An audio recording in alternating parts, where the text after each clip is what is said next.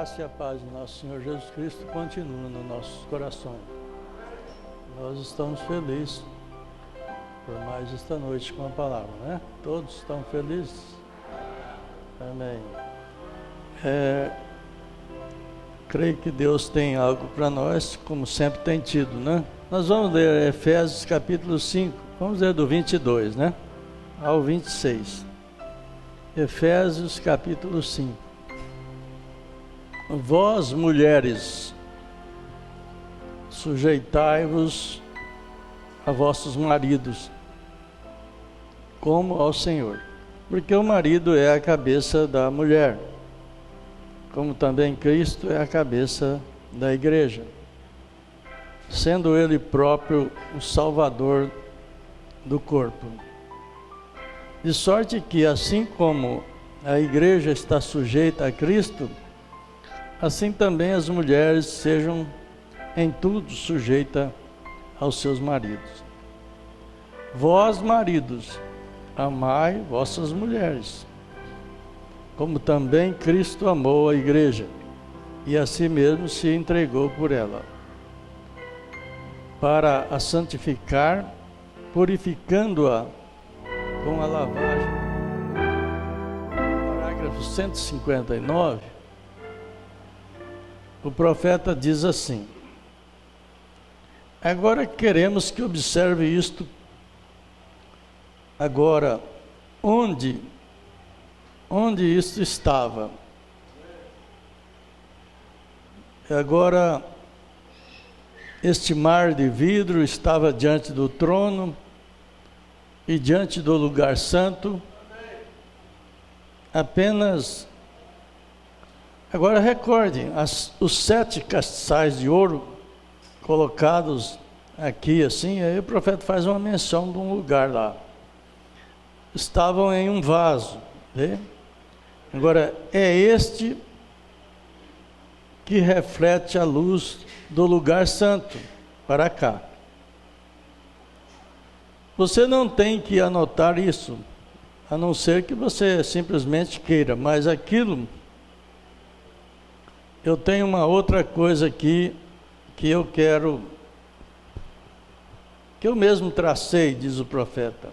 É uns desenhos. Eu tenho esse estudo todo desenhado, mas não tenho muita condição de pregar na igreja, porque ele leva 5 horas de estudo, né? É bem longo. Não sei se aqui alguém já assistiu ele, mas ele é projetado. E aqui a gente vai dar uma pequena parte, mostrando que o profeta traçou esses traços, esses locais. Este era chamado Mar de Bronze. Ele não era tão grande assim, estava posicionado mais ou menos no templo. Ele era colocado mais ou menos como isto. Ele mostra alguma coisa lá, que era o mar de bronze. Aquilo era o vaso feito de latão para lavagem de sacrifícios. Era como uma bacia lá, uma coisa que lavava o sacrifício quando eles matavam. Os carneiros que matavam para sacrifício era lavado ali naquela entrada do santuário. Você já conhece assim a parte do átrio, do lugar santo e do santíssimo. A gente não está falando com pessoas estranhas, né? O irmão Vicente é que pode conhecer um pouquinho menos. Mas eram 3 divisões no tabernáculo que Moisés foi lá no céu, Deus mostrou para ele, e ele veio na terra e fez aquilo. Então aqui o profeta está mostrando como era colocado ali. E quando uma pessoa vinha com o pecado, ele trazia o sacrifício, o carneiro para ser sacrifício, e sacrificava, além do carneiro ter que ser um animal escolhido, sem mancha, sem nenhum defeito, ele tinha que ser lavado. Após ser sacrificado, ainda tinha que ser lavado nesse local nesse local que era de metal, era de bronze. E antes do sacrifício ser queimado ou aceito, eles tinham que ser lavados. Parágrafo 160 diz: não faria aquilo um sermão agora mesmo? Que coisa! Não seria aquilo apenas, simplesmente me toca, dizia o profeta. O profeta, quando ele ia fazer uma mensagem ou ler um lugar na Bíblia, a Bíblia, aquilo penetrava nele. E ele ficava empolgado. Você vê que o povo hoje, é difícil ler uma mensagem e empolgar nela. Empolgar quer dizer entusiasmar-se nela. Porque você, para empolgar ou para entusiasmar-se numa mensagem, você tem que estar no Espírito Santo. Porque a mensagem é o Espírito Santo escrito, expressado pelo nosso profeta. Agora, ele disse: isso simplesmente me toca. Aí ele faz uma chave e escreve: lavado. Antes que qualquer sacrifício seja recebido por Deus, ele primeiro tem que ser lavado. Como? Não emocionalmente, porque esse empolgo do profeta não era uma emoção. Uma emoção é aquilo que a gente tem no segundo homem. É uma coisa que passa de uma hora para outra. Você está emocionado agora, dali a pouco some. Por isso que chama emoção. A emoção é uma coisa que move, que sai do lugar. A gente pensa que a emoção é uma grande coisa. Na mesma hora que você está sorrindo, você pode estar chorando. Essa é a emoção, ela move. Mas ele era empolgado na alma. O entusiasmo da alma, ele não se move. Ele não se move. Você tem essa alegria na alma, seja nas horas ruins, seja nas horas boas, ela não sai a emoção não, ela muda. Mas o empolgo da alma não muda. Então, antes que qualquer sacrifício seja recebido por Deus, ele primeiro tem que ser lavado. Mas lavado através da palavra. Então, vocês vão começar a imaginar que nós viemos aqui para lavar o nosso sacrifício, o nosso corpo, a nossa alma, o nosso espírito, purificar, para quando você chega no altar para pedir a Deus, ou apresentar-se a Deus, Deus possa receber, porque está lavado pela palavra. Você aceitou a palavra penetrou dentro de você, a palavra fez efeito dentro de você. Então Deus aceita aquele sacrifício.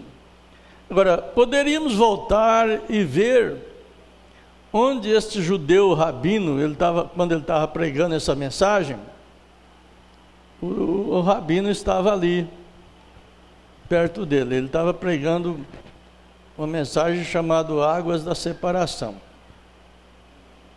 E o rabino estava ali, ouvindo ele. E ele disse: quando eu estava pregando aquele sermão sobre as águas de separação, a novilha vermelha, ele estava falando sobre a novilha vermelha, e as águas que continuavam subindo, que foi feita para eles a água da separação. E antes de alguma vez podermos chegar a Deus com fé verdadeira, Primeiro temos que passar pelas águas da separação. E antes de alguma vez podermos chegar a Ele, então temos que passar por essas águas da separação. Sim, Senhor, você tem que vir através de quê? Da palavra. Deixe-me apenas ver se eu posso dizer isto para que você, cada um, entenda isto. Coloque seu pensamento espiritual. Às vezes é difícil nós entendermos essas duas diferenças, essa divisão da nossa vida, do nosso espírito próprio com o Espírito Santo. Nós vivemos, pela vida que está agora, agitação e coisas assim, olha, tem alguém que vive só 90, vive 10% só da vida espiritual. 90% é pensando na vida humana. 90%. Agora, tem alguns que superam mais, outros outros vivem 50%, 40%. E, na realidade, nós temos que aprender a chegar na igreja, a nos apresentar na igreja, principalmente na igreja, porque é a mesa da alimentação.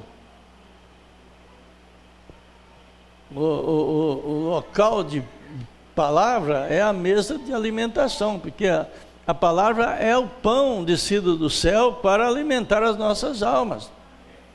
Então você não pode chegar numa mesa com todos os assuntos da sua vida para discutir naquela mesa. Eu conheci uma família rica, eu trabalhava às vezes na casa deles, e na hora do almoço era uma briga tremenda, dava desespero, porque eles discutiam tudo que acontecia na fazenda, no lugar, naquele horário da mesa. Quer dizer, a alimentação, quando você vai se alimentar, se você estiver nervoso, o seu organismo não recebe aquilo genuinamente, ele repele. Que você tem que ter paz para almoçar, paz para jantar, você tem que estar bem posicionado ali na mesa. E esse aqui é uma mesa de alimentação. Então nós temos que nos preparar para chegar aqui nessa mesa de alimentação. E vir no Espírito Santo e não no nosso espírito, do qual só o homem espiritual é que pode vir no Espírito Santo. Os demais que não são espirituais, eles vêm no seu próprio espírito. É onde às vezes não sujeitam a palavra, porque está no seu próprio espírito, e o nosso espírito é rebelde. Quem faz nós obedecer a Deus é o Espírito Santo em nós. O nosso espírito não faz. Agora veja bem, o profeta diz, agora vamos abrir comigo rápido o livro de Efésios, onde nós já lemos, capítulo 5, apenas marque o lugar e volte algumas páginas, Efésios 5, verso 26. Para santificar, purificando-a, a igreja, de que ele está falando, purificando-a. Veja, deixe-me voltar mais um pouquinho adiante e voltar ao versículo 21, enquanto vocês estão procurando. Sujeitando-vos uns aos outros. É difícil isso. São coisas, parece que nós queremos vir à igreja, mas todos livres, todos com liberdade própria. Eu posso fazer o que quero lá na igreja, eu posso sentar da maneira que eu quero, eu posso agir da maneira que eu quero, eu posso levantar a hora que eu quero, eu posso fazer o que eu quero. Sabe, esse é a maneira que nosso espírito age. Mas quando você vai sujeitar ao Senhor, você tem que sujeitar um ao outro. Sujeitando-vos uns aos outros no temor de Deus. Sujeitando-vos, aí ele menciona, congregação, sujeite-se a seu pastor. Sujeitar é suportar.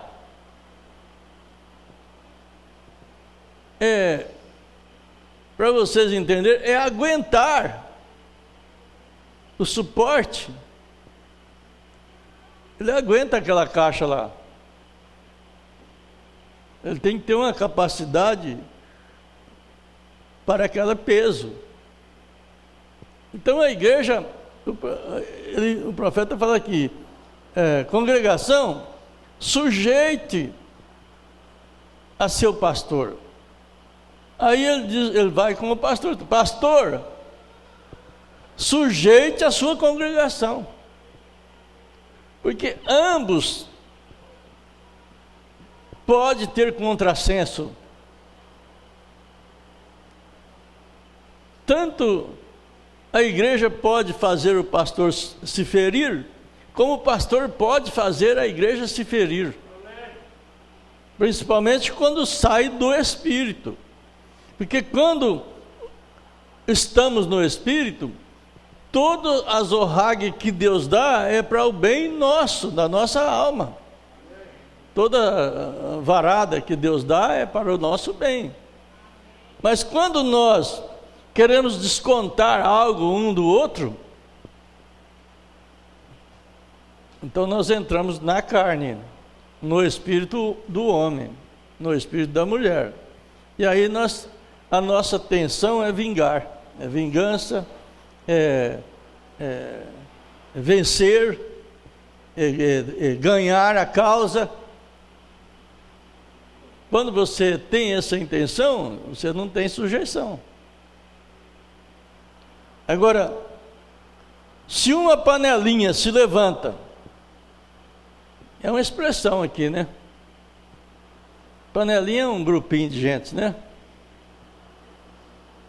Não tome nenhum partido. Sujeite-se a toda a congregação. Isso é muito interessante para nós. Muito interessante. A congregação, ela tem uma soberania. Porque essa soberania, ela só se apodera da maioria. Se a congregação tem 50 pessoas e 26 pessoas está pendido a algo que vai correr para o bem da congregação, os 24 que estão contrários, eles têm que sujeitar os 26 que está a favor. Dá para entender? Se a congregação tem 50 pessoas e tem algum programa, algum processo para cumprir ali para o bem da congregação, que se pensa que é o bem, e 24 pessoas foram a favor e 26 foram contra, a soberania está nos 26 que está contra. Os 24 têm que sujeitar os 26. É fácil nós entender quando é Deus. Às vezes na política as pessoas vota no fulano, vota no cicrano. A gente não precisa nem votar. A soberania de Deus é que vai fazer, mesmo sendo permissiva, mesmo sendo uma vontade permissiva, porque a política não é de Deus, mas Deus permite. O reino do mundo é satânico, mas Deus permite. Então a soberania é a maioria. Quer dizer, se Deus quer dar um coro, né, em nós, ele vai, a maioria vai votar para um que vai bater em nós. Essa é a realidade. Então você tem que sujeitar a soberania de Deus. A eleição da igreja é a mesma coisa. É a soberania.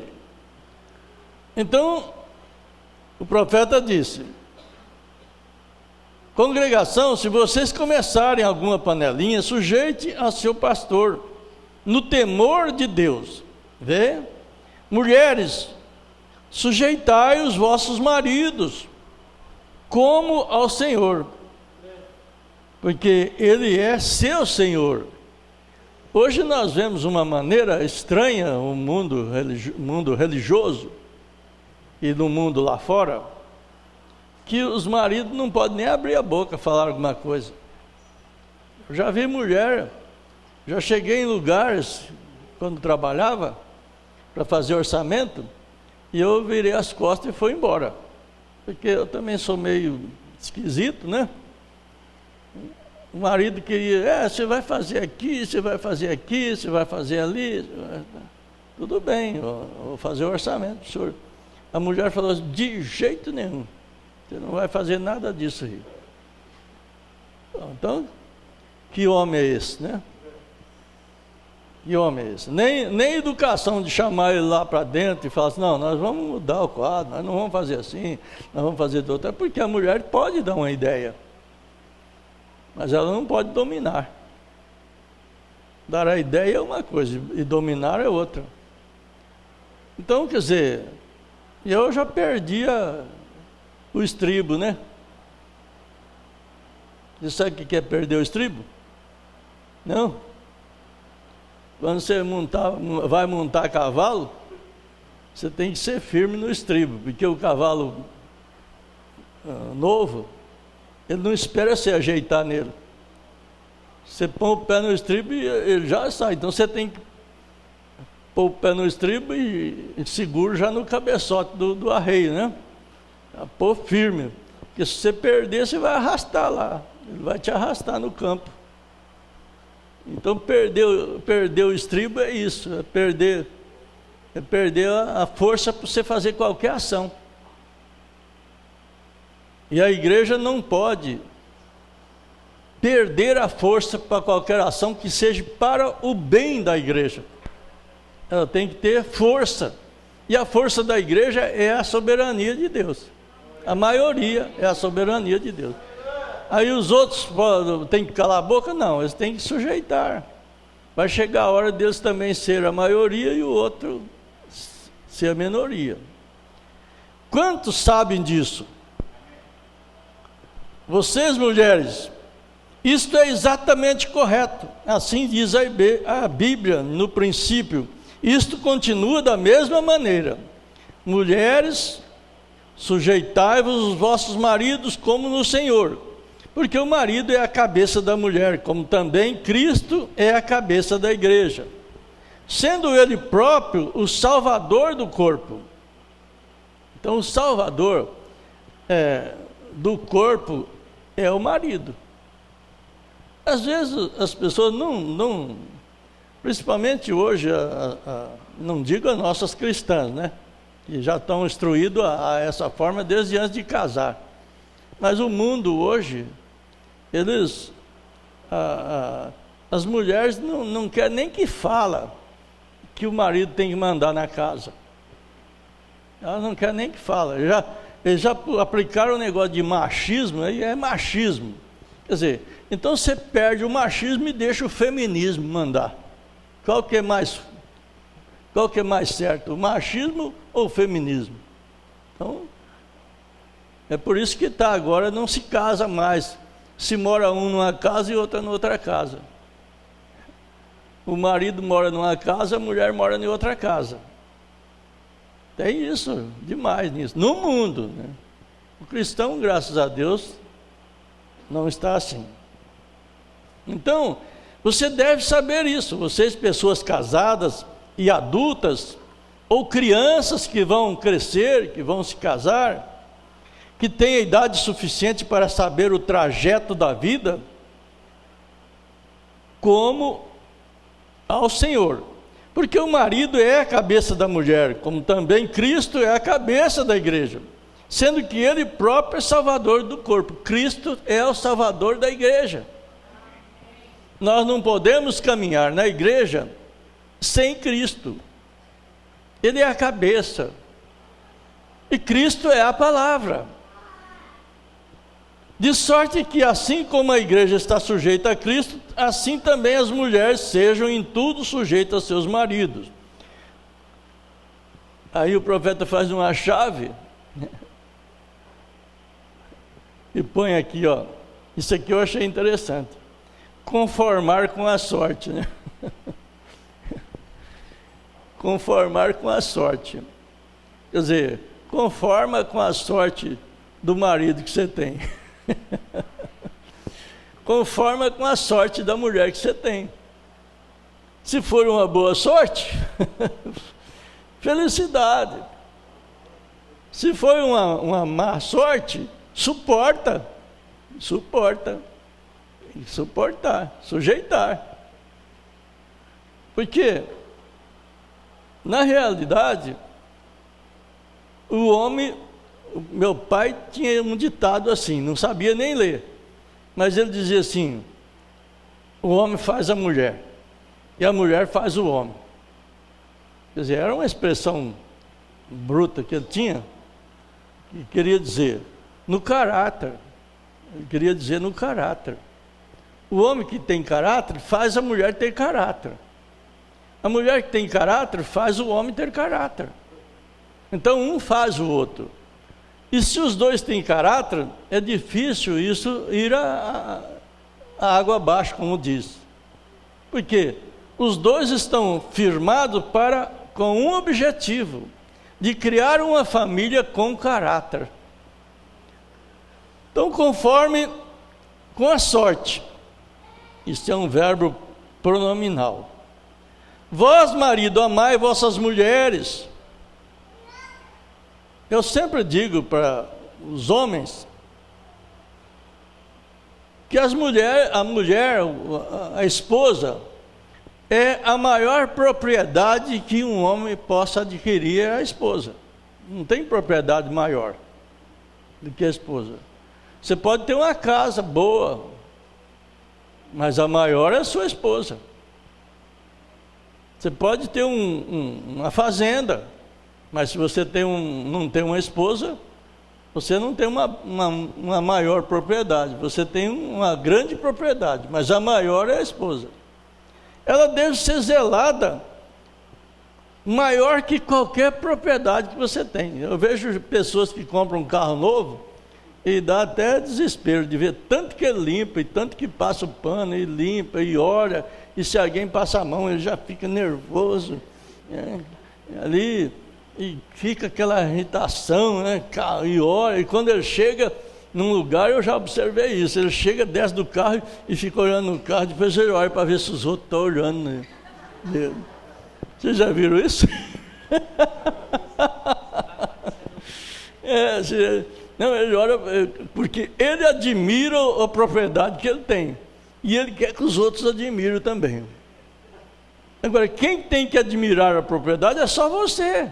Ela é sua propriedade, você tem que admirar ela, zelar dela, limpar, mas você não busca que os outros vão admirar a sua propriedade. É como a mulher, você admira ela, cuida dela, zela dela, mas não espera os outros cuidar dela, não, cuida você. Ela é sua propriedade. É a primeira propriedade que você pode ter na vida. É o primeiro documento que o homem adquire depois da emancipação, é a mulher. Você vê que ela recebe o seu nome, e todos os filhos recebem o seu nome. É uma propriedade grandíssima. Então ele diz: vós, marido, amai vossas mulheres, como também Cristo amou a igreja, e a si mesmo se entregou por ela. Não a massacre. Eu não sei o que é essa palavra. Massacre, né? Eu não olhei no dicionário. É? Massacrar? É? Judiar? É. Se você fizer isso, você não está qualificado para ser um marido. Isto é correto. Agora, para que ela possa, aí ele põe uma reticência. Isto é, para que ela possa corresponder, vou acrescentar essa reticência da minha ideia, para que ela possa corresponder com você. Parágrafo 167. Ouça aqui capite isto agora. Para santificar, purificando-a com a lavagem da água pela palavra. A congregação responde. O profeta só fala pela e põe reticência. E a congregação responde pela palavra. Ele está pregando ali e fez essa reticência. Então, Deus abrindo um caminho, sempre um caminho de escape. Então eu vejo lá atrás que aquela bezerra vermelha, aí ele vai levar lá no altar, a bezerra vermelha. Aquela bezerra vermelha, aqui,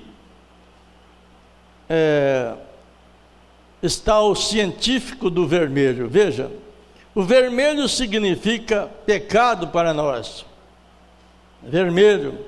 Ainda que vossos pecados sejam vermelhos como carmesim, mas você se torna o vermelho e olha através do vermelho, no vermelho produz o branco. A gente tinha uns tempos um papel desse celofane, que chama esse papel que vê de um lado para o outro, vermelho. Ele é vermelho, só que você olha, ele atravessa, você vê do lado de lá. Aí você põe numa roupa, num pedacinho de pano vermelho, o vermelho lá do fundo aparece branco. Estranho, vocês nunca viram isso? Deu para entender? Um papel celofane que vocês acharem vermelho, vocês pegam um paninho vermelho e põem o paninho e olham pelo vermelho, vocês olham no vermelho, o vermelho de baixo parece branco. É estranho isso aí. A gente viu isso muito. Aí o profeta pergunta, você sabia disso? Olha, através do vermelho no vermelho, ele fica branco. E isto é o que Deus fez em Jesus Cristo. O sangue de Jesus foi derramado, e Deus, olhando através do seu sangue, os nossos pecados vermelhos ficam brancos como a neve. Vermelho, fica branco. Ainda que vossos pecados sejam como escarlata, eles se tornam branco como a neve. Quando pensamos nisto, que bonita ilustração, como Deus, para que ele não visse o pecado no povo, o que ele fez? Ele fez essa preparação. Notamos que isso é tão estranho, né? Estranho que o profeta prega na mensagem, não sabeis, que o mundo está numa situação de treva escura, e ele só olhando através do sangue de Jesus Cristo, ele vê só as nossas almas. Se vocês olharem lá a mensagem não sabeis, vocês vão procurando, que vocês já não lembram o parágrafo. Então, o mundo, ele escurece nossos dois seres. Escurece o ser humano e nosso espírito. E o pecado não consegue escurecer a nossa alma, porque ele vê nós através do sangue de Jesus Cristo. E as nossas almas ficam como fosforescentes para Deus. Ele vê como pequenas luzes fumegantes. Vocês vão ler lá que vocês vão achar isso. Esperamos ver as pessoas e como o sangue, este sangue carmesim ainda está ao redor do mundo para proteger quem quer que seja. O bastante é crer no Senhor Jesus Cristo de todo o seu coração, de toda a sua alma, o sangue está sobre você. Te livrando. Veja, mas sempre que você tenta deixar, você não sabe que esta noite você pode ser tirado de sua jornada neste mundo. Então você entrará na presença de Deus e você já está julgado, porque você é julgado pela maneira que você o julgou. Esse O é a maiúsculo. Quer dizer, você vai ser julgado da maneira que você julgou Jesus aqui na terra. Da maneira que você julgou Cristo aqui na terra, é que você vai ser julgado. Bom, vamos fazer uma pequena ilustração para vocês entenderem. O ladrão da cruz, ele não tinha como se salvar. Ele não tinha nada recurso para se salvar. Ele era um bandido. Nunca tinha se aproximado de Deus. Ele não tinha, com certeza não teve nenhuma religião. E não se sabe que tipo de bandido ele era, mas era condenado à morte, era bandido cruel. E ele, ao ver Jesus, naquela mesma situação dele, o outro bandido viu Jesus como um bandido igual a ele. Quer dizer, eu vou morrer, ele também vai morrer. Eu estou condenado à morte, ele também está condenado à morte. E, ao ver daquela forma, ele sabia que Jesus tinha tido muito poder, tinha feito ressurreição, tinha feito muita mudança, muita salvação, muita transformação, mas ele disse assim: olha, já que você salvou os outros, agora você salva você e salva a mim também. Esse é o julgamento das pessoas naturais com as pessoas espirituais. Portanto, você não deve dar muito ouvido pelo que as pessoas naturais falam de você. Sabe? Você não pode dar crédito no que as pessoas naturais falam de você. Você tem que dar crédito do que as pessoas espirituais falam de você, porque eles estão no mesmo espírito, têm o mesmo sangue. Então, quando aquele outro bandido olhou para Jesus, ele não pediu salvação, porque ele viu que ele não tinha condição de ser salvo.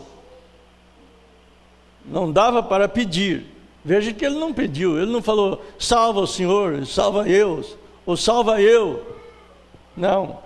Ele pediu que Jesus, ao entrar, ele reconheceu que Jesus era um rei. E ele disse: quando você entrar no seu reino, ele disse: lembra de mim. Quer dizer, só isso julgou ele, libertou ele do pecado e salvou ele, porque Jesus olhou para ele e falou: hoje mesmo você estará comigo no paraíso. Você vê o que é o nosso julgamento? Você vem na igreja, conforme você julga a mensagem, é o que você recebe dela. Se você julgar ela espiritual, você vai receber ela espiritualmente. Se você julgar ela natural, você vai receber ela natural. É conforme o seu juízo. Nós estamos aqui num trono de juízo, porque o trono de misericórdia, ele é trono de misericórdia, mas depois ele se transforma em trono de juízo, o mesmo trono. Hoje Jesus é advogado nosso, para nos levar nós ao trono de julgamento. Então ele está tirando nós do juízo através da mensagem que vem vindo para nós. A mensagem está julgando nós. Mas quando nós rejeitamos, nós perdemos o advogado. E você não tem condição de chegar num juiz sem advogado, meu filho. É tão difícil isso que vocês não imaginam. Agora, quando Deus olha através do vermelho, pecados seja como escarlata, eles se tornarão branco como a neve. Então eu notei a bezerra vermelha. Como ele disse, ele deveria ser sobre o qual o jugo não subiu. Agora aqui não é jugo de julgamento, jugo com L. Aqui é jugo com U. Esse jugo aqui não é esse que eu acabei de falar agora. Esse jugo aqui é uma canga, é uma trela de você com Cristo. O significado de jugo no dicionário ele vai dar canga, ou trela, ou cadeia. É o que prende você e você vai caminhando junto com outro sob um jugo. Você vê que Jesus falou assim: o meu jugo é leve, o meu fardo é leve, e o meu jugo é suave. Porque o jugo é pesado. Você põe um boi grande numa canga e põe um boi pequeno, o pequeno não suporta o peso do grande. Hoje não se conhece mais isso, não tem mais isso. Mas veja bem, ele diz: o jugo não subiu. Se você notar como ela representou Jesus, aquela bezerra vermelha, quando ele veio, ele nunca se uniu a qualquer ordem mundana. Ele jamais tomou o lado dos fariseus e dos saduceus. Ele não tomou o lado de ninguém. Ele ficou livre de ambos. Ele declarou Deus a ambos os lados. Quer dizer, isso é uma coisa tão difícil de nós entendermos como cristãos. Mas você está sob o jugo de Jesus, de Cristo. A palavra te traz você aqui. Ela força você a vir aqui. Você não vem aqui livremente. Você vem porque há uma canga na sua alma trazendo você aqui, para vocês entenderem melhor. Você é forçado a vir aqui, com essa canga, né? Com esse jugo. Agora, se você sair desse jugo, você vai ter que entrar em outro jugo, porque você não caminha sozinho. Vê que Paulo diz: eu sou prisioneiro de Cristo, e o mundo está aprisionado pelo diabo. Um é aprisionado de um e o outro é aprisionado de outro, prisioneiro de um e outro é prisioneiro do outro. Se você não for prisioneiro de Cristo, você vai ser prisioneiro do diabo. São dois espíritos só. Então veja bem, outra coisa, ela deveria ser morta na presença do sumo sacerdote, a bezerra vermelha. Ele deveria ver a bezerra ser morta. Assim foi Jesus quando Caifás o sentenciou, e assim por diante. Caifás era sacerdote. Ele foi morto na presença do sumo sacerdote. Foi ali no Gólgota, onde ele podia olhar no templo e vê-lo morrendo na presença do sumo sacerdote. Que quadro, como isto fala do Senhor Jesus Cristo. E então, quando eles deveriam passar o dedo no sangue da bezerra, as pessoas tinham que passar o sangue, e fazer 7 listras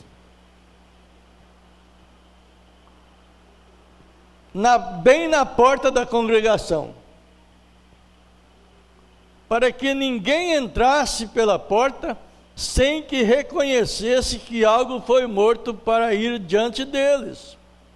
Era um testemunho público do Senhor Jesus. Aí o profeta diz: amigo, eu quero tanto que vocês vejam isto. Um testemunho público, 7 listas representando as 7 eras. 7 tempos Deus com o sangue de Jesus Cristo aqui na terra para nós. Nós estamos na última lista de sangue da novilha vermelha. Veja bem,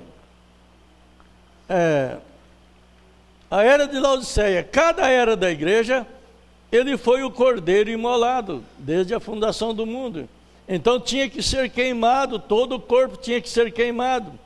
E era para fazer as águas de separação, misturada com água, mantido em um lugar limpo, fora do átrio. Notem, isto representava as águas da separação, representava a palavra de Deus agora. Lavar-nos pela água, pela palavra. A palavra é as águas da separação. Cristo foi o sacrifício. E ele morreu a fim de vocês enfermos. Aí ele fala com nós enfermos. Os enfermos. A fim de vocês enfermos. Ouça. Cristo morreu a fim de que ele pudesse ser capaz de cumprir toda a sua palavra. Ele era a palavra, no princípio era o verbo estava com Deus, o verbo era Deus, e a palavra se fez carne e habitou entre nós, e morreu fazendo as águas da separação, e esta é a palavra, isto é Cristo. Cada palavra aqui foi o próprio Deus que escreveu e publicou. Receba em seu coração e observe o que conhece depois que você recebe. Porque é uma coisa muito rara nós não concretizar a palavra de Deus no nosso coração, porque nós somos cristãos. Mas às vezes tem alguns que não concretizam, quer dizer, não se sentem firmados na palavra. Olha, quando nós não sentirmos firmados na palavra, o diabo tem facilidade de balancear nós. Mas quando nós nos sentirmos firmados, ele não tem condição de balançar nenhum de nós. Ele não tem condição de cirandar com nós. Então veja bem, observe o que acontece depois. Recebe, apenas tome qualquer promessa divina, ouçam, e você pode fazer esta afirmação. Está registrado tudo, mas eu digo isto, e desafio qualquer um a correta atitude mental em direção a qualquer promessa divina desta palavra, fará isto acontecer independentemente do que seja. Se Deus disse assim, tome a atitude mental correta em relação a esta palavra, e veja o que acontece. Deus está obrigado para com sua palavra. Ele jurou por ela. E nós vamos entrar nisso dentro de poucos minutos. Como a palavra vem a nós, como as águas da separação. Agora lembre-se, era para ser mantido, agora ouça com atenção, era para ser mantido num lugar limpo, não num lugar sujo, asqueroso, onde tem baralhos, jogos e dados e um pouco de loteria no porão, festas sociais e danças. Olha, se nós não abrirmos os nossos olhos espirituais, essas coisas entram em nós com facilidade. Porque você pega um baralho, você diz, isso aqui o que tem? É uma carta. Mas ela entra no seu espírito. E nós temos uma tendência muito grande de nos divertir. Divertir quer dizer distrair a nossa vida, nossa mente. Nós temos uma tendência para isso. E Deus tem a tendência de nos advertir, que é o oposto de divertir. Divertir é festejar, e advertir é chamar a atenção. Quando você está divertindo, Deus te adverte. Deus chama a sua atenção, e você vai examinar que você está errado. E você não tem condição de jogar tranquilo, não. Um jogo de dado, um pouco de loteria, festas sociais. A palavra de Deus deve ser mantida num lugar limpo, santo, uma verdadeira igreja consagrada ao Deus vivo, mantida num lugar limpo, pois isto são as águas da separação. Aí o profeta diz: eu sei que isto queima um pouquinho, irmãos, mas é bom para vocês. Amém? Mantido num lugar limpo, fora do átrio, pois isto é para separar o pecador do seu pecado, antes que ele entre em companheirismo. Note então, quando um homem pecava, a primeira coisa que ele fazia era vir às águas de separação. Um crente em sua jornada, em seu caminho, se tivesse feito algo errado, como nós em nossa jornada, e esta bezerra que estava para ser queimada para as águas da separação, tinha cedro, tinha escarlata, tinha isopo. Isopo é um monte de folhas, são 5 folhas, ervas que dá perfume, e eles faziam isso. Veja bem. Então, a madeira de cedro, muitas pessoas dizem que Cristo morreu numa cruz feita de uma árvore de espécie abrunheiro. Eu gostaria que tivéssemos tempo para entrar nisso.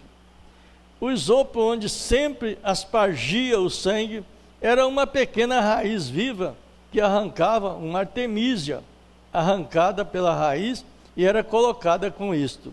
Tudo isto falando dos ofícios de Deus. Agora veja bem,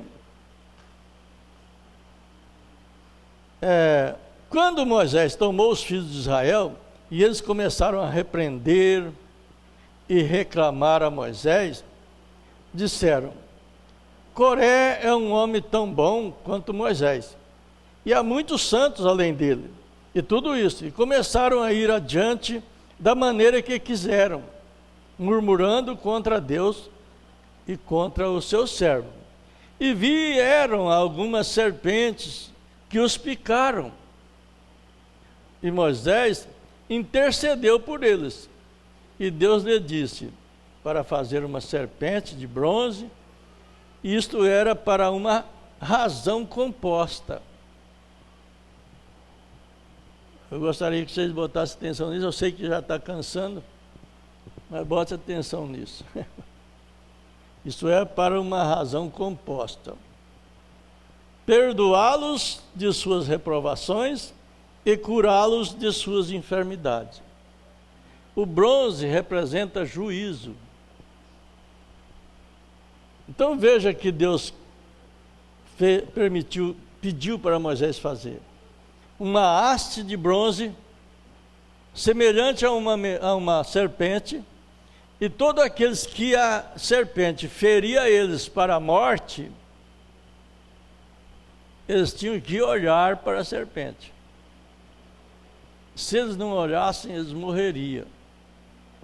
Deus exige uma olhada nossa para a palavra cada vez. Ele exige de nós. A Bíblia, o profeta tem uma mensagem que chama-se: olhe somente para Jesus, ou olhe sempre para Jesus. Quer dizer, tudo que nós formos fazer, de dificuldade, de problemas, de coisas ruins, olhe para Jesus. Veja bem, Jesus veio mais tarde, e ele disse: assim como Moisés levantou a serpente de bronze no deserto, assim importa que o Filho do Homem seja levantado. Como pode você, irmão, ensinar o Evangelho sem incluir a cura divina? Esse deve frisar bem nós. Isso não pode ser feito, isso é inseparável. Ele foi ferido por nossas transgressões, pelas suas pisaduras fomos sarados. O mesmo Cristo, o mesmo dia, o mesmo sangue. A enfermidade é a pena do pecado. Toda enfermidade vem do pecado. Não pode ser diretamente do seu pecado, mas herdado às vezes. Nós herdamos pecado. Antes que tivéssemos qualquer enfermidade, não tínhamos pecado. Quando a enfermidade veio, quando o pecado veio, a enfermidade é um atributo ou um resultado do pecado. Você não pode lidar com o pecado de qualquer maneira, a menos que você lide com a enfermidade. Vocês estão notando isso? Isso é difícil de entender. Você vê quanto que a gente se humilha quando você está enfermo? Quão manso que um homem fica? Ele pode ser um valentão, um bravão, um vencedor, um lutador, eu faço isso, eu faço aquilo, eu mando no Brasil, no país ou no outro país, onde tiver. Quando o médico diz, você está com câncer, acabou o homem. Ele sabe que câncer mata. Acabou o homem. Acabou a bravura. Acabou a valentia. Nós temos experiência disso, temos visto muito disso. E aquilo é o pecado. O profeta chega a dizer que o câncer é um demônio da quarta dimensão. É um pecado. Então, veja bem, você não pode lidar com a enfermidade a menos que você lide com o pecado. Agora, é um pecado que traz a enfermidade. É por causa de um pecado que você tem a enfermidade. Você tem a enfermidade por causa de um pecado. Nós todos. Porque o nosso corpo ainda está sujeito a essa dimensão. E ele tem que ser destruído. O diabo ainda tem direito nele. Ele não consegue mexer na sua alma. Você vê o que ele fez com Jó? Ele destruiu os 2 homens de Jó. Ele destruiu o corpo e destruiu o espírito. A esperança de Jó acabou. Você vê que ele estava reclamando até do ventre da mãe dele ter trazido ele. Isso é uma terrível hora, um terrível momento. Mas ele estava passando por aquilo por permissão de Deus. Deus permitiu aquilo. E o profeta diz na mensagem, perguntas e respostas sobre os selos, parágrafo 103, que Deus permite demônios vir tentar fazer um serviço nas pessoas. Deus, e o que fez o demônio chegar em Jó foi o medo que Jó tinha de perder a honra e de perder os bens. Às vezes você não sabe. Ele tinha muita honra, muita gente procurava ele tinha muitos bens, ele tinha um orgulho em si. E Deus precisava que ele perdesse aquilo ali. E você vê que ele só reconheceu a Deus quando ele estava no monte de cinza, com cacos de telha, se coçando. Foi que Deus apresentou para ele e começou a perguntar: onde você estava quando eu fundei o mundo? Deus levou ele lá antes do homem de cá. Nós cuidamos muito do homem de cá e esquecemos do homem de lá. Olha, isso é muito para nós. E o homem de lá, às vezes, precisa o homem de cá ir para um hospital. O profeta disse. Às vezes o homem de cá precisa ir para um hospital, ficar deitado lá, internado, para ele lembrar que tem o homem de lá. Você está entendendo o meu palavreado, né?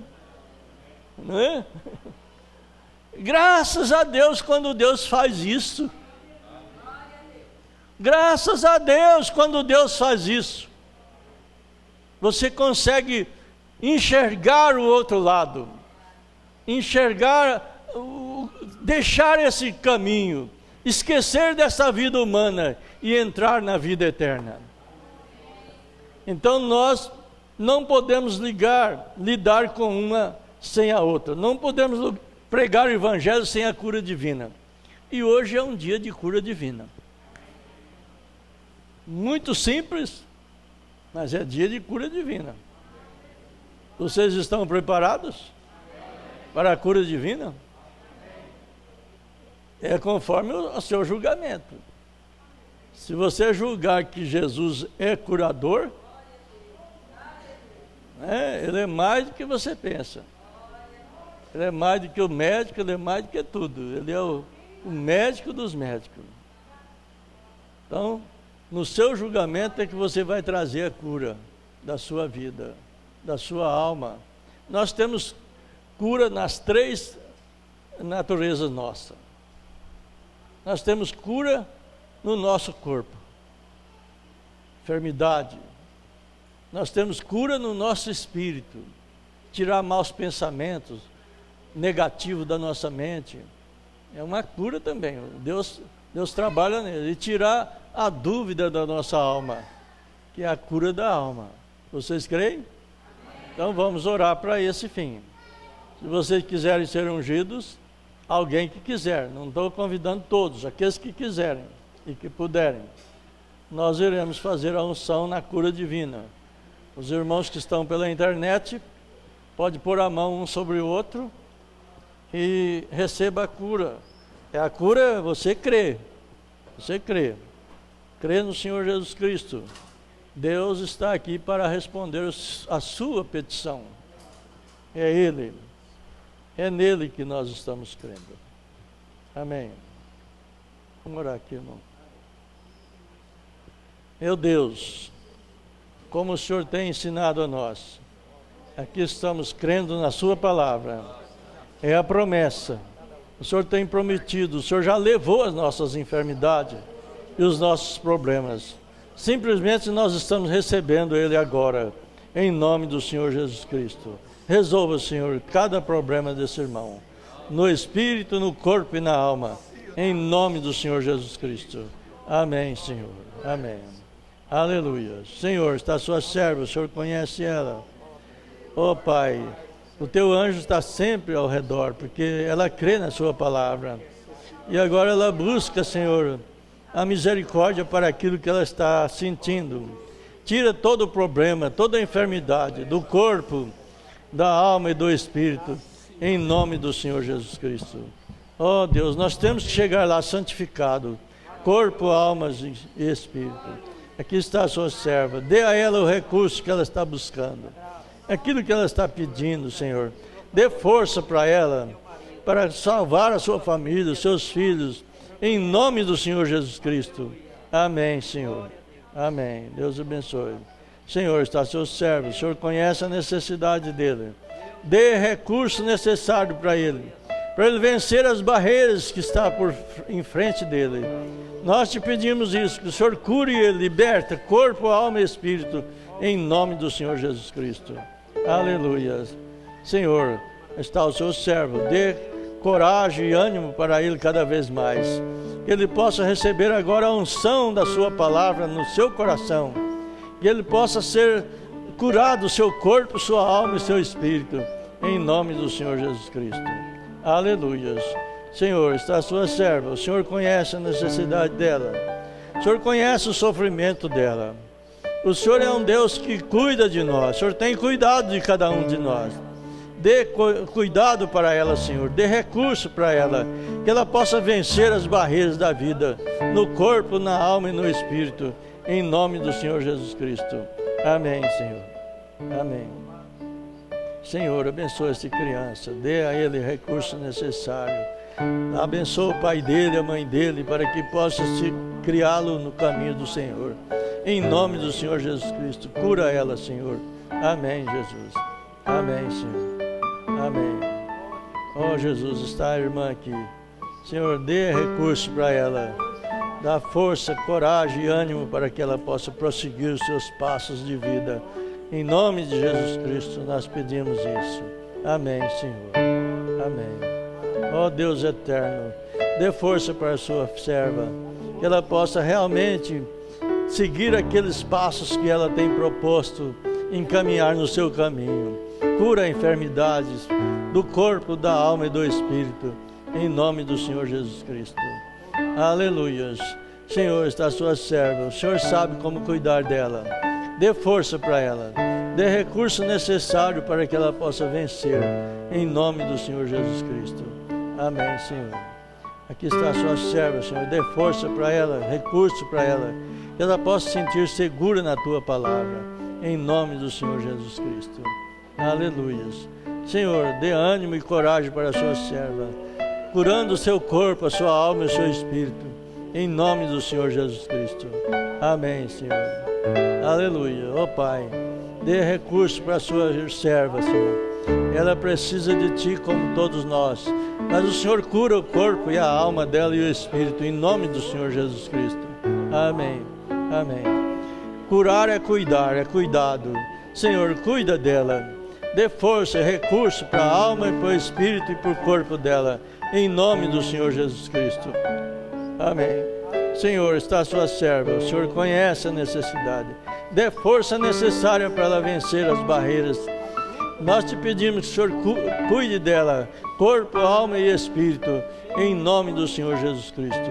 Amém, Senhor. Deixa eu molhar um pouco. Aleluia. Aleluia. Senhor, aqui está o seu servo. O Senhor sabe como cuidar dele. Dê força para ele. Dê ânimo. O Senhor tem abençoado até aqui. Continua, Senhor, cuidando da sua alma, do seu corpo e do seu espírito. Em nome de Jesus Cristo. Amém, Senhor. Amém. Oh, Deus eterno, está a sua serva. O Senhor sabe como cuidar dela. Dê ânimo para ela, Senhor, que ela tenha a força de vir e conseguir vencer as barreiras que estão sobre ela, em nome do Senhor Jesus Cristo. Amém, Senhor. Amém. Oh, Deus eterno, aqui o Senhor leva a bênção para a sua esposa, que ela possa receber também essa cura nesse momento, em nome do Senhor Jesus Cristo.